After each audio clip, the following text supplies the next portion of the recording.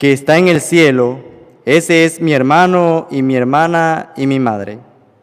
Entonces la Biblia a propósito habla de los hermanos de Jesús, para enseñarnos a nosotros que todo aquel que haga la voluntad de Dios, ese es su hermano. ¿Cuándo los protestantes lo van a entender? Y por eso cuando Jesús resucita se le apareció a más de 500 hermanos. ¿Hijos de la Virgen María? No. Hermanos significa el que cumple la voluntad de Dios, dice Jesús. Ese es mi hermano, esa es mi hermana, esa es mi madre. Pero si ustedes quieren saber más sobre eso, pues busquen Padre Luis Toro en YouTube. Y ahí está la explicación sobre esto. Pero hoy no les voy a dar la explicación sobre esto. Hoy voy a hablarles sobre la Virgen María, que Jesucristo, por cierto, dice, otra vez. Porque todo aquel que hace la voluntad de mi Padre, El secreto es hacer la voluntad de mi Padre. El secreto es cumplir lo que Dios manda. El secreto es escuchar la palabra de Dios y ponerla en práctica, encarnar la palabra de Dios. Todo el que escucha la palabra de Dios o todo el que hace la voluntad de mi Padre, que está en el cielo, ese es mi hermano, mi hermana y mi madre. Entonces Jesús está diciendo que la Virgen María es su madre, no solamente porque lo parió, sino porque hizo la voluntad de mi Padre, la voluntad de Dios. Lo que hace más grande a la Virgen María no es el ser madre que haya dado a luz a Jesús. Eso es importante. Pero según el Evangelio de hoy, lo que hace que María sea más grande y más valiosa para nosotros es que haya hecho la voluntad de Dios. Y ahí sí me voy a centrar. Porque el lema de ustedes en Fuente Real este año ha sido hágase en mí según tu palabra, de Lucas 1:38, San Lucas 1:38. ¿Y qué nos está diciendo la Biblia en San Lucas 1:38? Hágase en mí según tu palabra. Que la Virgen María, precisamente Jesús la reconoce como su madre por haber hecho lo que Dios manda. El que haga la voluntad de mi Padre, esa es mi madre. A Jesús le llena de orgullo no solamente que María la Virgen lo dio a luz, a él le llena de orgullo que su madre ha hecho la voluntad de Dios. Por eso en San Lucas, en el capítulo 11, en el versículo 28, después que una mujer dice, dichosos los pechos que te amamantaron, ¿cómo es? Dichoso la mujer que te dio a luz, ese no... Ay, ya se me olvidó cómo es.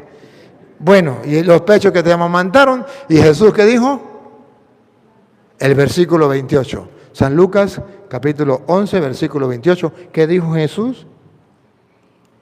Feliz la que te dio a luz y te crió. El 28, no el 27, mamita. El 28. Escucha el 28. Jesús replicó: felices pues los que escuchan la palabra de Dios y la observan. Felices los que escuchan la palabra de Dios y la ponen en práctica. ¿A quién se lo dijo? A aquella mujer que le dijo, dichoso el vientre que te llevó y los pechos que te amamantaron. Y Jesús le dice, dichoso más bien el que escucha la palabra de Dios y la pone en práctica. Entonces Jesús estaba diciendo que la Virgen María era dichosa más que por haberle dado a luz, por haber escuchado la palabra de Dios y ponerla en práctica. Que en castellano nosotros lo traducimos de esta manera. El verbo o la palabra se hizo carne. ¿Dónde se hizo carne?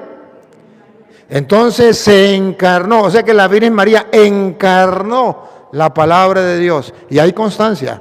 Hágase en mí encarnar la palabra de Dios. Hágase en mí según tu palabra. La Virgen María encarnó la palabra de Dios. Y por eso dice, la palabra se hizo carne. Encarnó la Virgen María la palabra de Dios. Y habitó entre nosotros. Cuando la palabra de Dios se encarna en ti o se encarna en mí, habita en medio de la humanidad. ¿Y cuál es el llamado que Dios nos hace hoy con la fiesta de la Virgen María? que así como la Virgen María encarnó la palabra de Dios para que habitara entre nosotros, también ustedes, queridos hermanos de Fuenterreal, y los que nos vienen hoy a visitar, ustedes y yo tenemos que encarnar en el pleno siglo XXI la palabra de Dios para que habite entre los hombres la palabra de Dios. Que cuando nos vean a nosotros, vean a un Cristo. Por eso nos llamamos cristianos, Cristo. Porque hemos encarnado el pensar de Cristo, pensamos como Cristo. Hemos encarnado el obrar de Cristo, obramos como Cristo, entonces somos cristianos. Cristiano no es tener un título, cristiano es pensar como Cristo, actuar como Cristo, después de haber leído su palabra y encarnado su palabra como la Virgen María. Lo grandioso de la Virgen María es haber dicho, y no haberlo dicho, sino haberlo practicado: he aquí la esclava del Señor, hágase en mí según tu palabra. Y es que Jesús dijo, dichosa más bien el que escucha la palabra de Dios y la pone en práctica. Pero ¿y cómo sabemos nosotros? Porque aquí está el lema de la Virgen María cuando ella dio el paso. He aquí la esclava del Señor, hágase en mí según tu palabra. Pero hay constancia en la Biblia que ella lo hizo, porque aquí está la expresión, y del dicho al hecho hay mucho trecho. Aquí está la expresión, pero vean dónde lo cumple. En San Lucas capítulo 1, versículo 45, ella lo cumple. No solamente aquí lo dice, y decirlo cualquiera de ustedes lo dice, es fácil. Pero el hacerlo es lo difícil. He aquí la esclava del Señor. Todos los que están en Fuenterreal pueden decir, aquí está la esclava o el esclavo del Señor. Hágase en mí según tu palabra, lo he dejado todo. Me he dedicado al Señor. Sí. Ya lo dice. Y lo ha dejado y eso es un paso. Pero todavía del dicho al hecho hay mucho trecho, todavía falta. ¿Lo va a encarnar? ¿Estás dispuesto a encarnar la palabra? ¿Estás dispuesto a leer la palabra y a encarnarla, a actuar como Jesús, pensar como Jesús y dejar que esa palabra se encarne en tu vida? La Virgen María lo hizo. He aquí la esclava del Señor, hágase en mí tu palabra. ¿Dónde lo dice? Versículo 45 de la Biblia Reina Valera del capítulo 1 de San Lucas. Y bienaventurada la que creyó. Escuche. ¿Otra vez? Y bienaventurada. Bienaventurada. ¿Se acuerda que Jesús dijo, bienaventurado más bien el que escucha la palabra de Dios y la pone en práctica? ¿Quién es mi hermano y mi madre? El que escucha la palabra de Dios y me la pone en práctica. Bienaventurada. ¿Otra vez?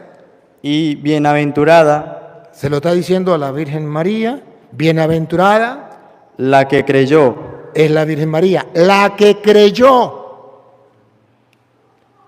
¿En qué creyó? Escuche.